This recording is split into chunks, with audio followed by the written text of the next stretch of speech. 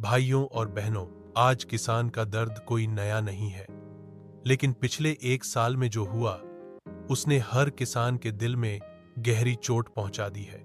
बारिश ने फसलों को बर्बाद कर दिया, कभी ओलावृष्टि आई तो कभी मंडियों में दाम इतने गिर गए कि लागत भी पूरी नहीं हो पाई। खेत में मेहनत करने वाला किसान, रात रात जागकर फसल बचाने वाला किसान आज अपने ही घर में परेशान बैठा है। सरकार ने कहा हम सर्वे करेंगे, मदद देंगे, लेकिन 1 साल बीत गया और किसानों के खाते में एक भी रुपया नहीं आया।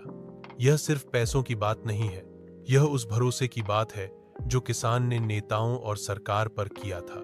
हमारे क्षेत्र के विधायक मंच पर खड़े होकर बड़ी बड़ी बातें करते हैं, किसानों की तरक्की की, खेती सुधारने की, मंडियों को मजबूत बनाने की।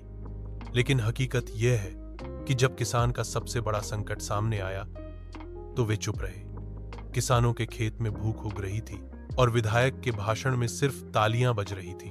हम पूछते हैं, जब हमारी फसल बर्बाद हुई तब आपने विधानसभा में कितनी बार हमारी बात रखी? आपने सरकार के सामने कितनी बार कहा कि मेरे किसानों को तुरंत मुआवजा चाहिए? क्यों सिर्फ चुनाव के समय ही किसान याद आता है और बाकी समय उसकी आवाज दबा दी जाती है?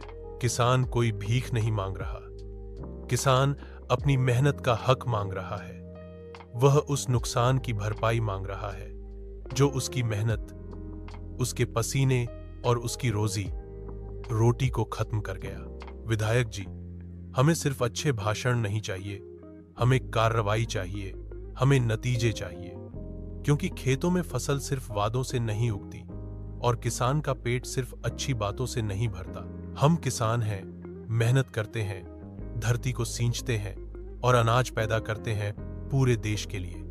अगर हमारी मेहनत का दाम नहीं मिलेगा, अगर हमारा नुकसान नहीं भरेगा, तो हम चुप नहीं बैठेंगे। लोकतंत्र में जनता को सवाल पूछने का हक है और आज हम पूछ रहे हैं, हमारा मुआवजा कब मिलेगा? जय किसान, जय भारत।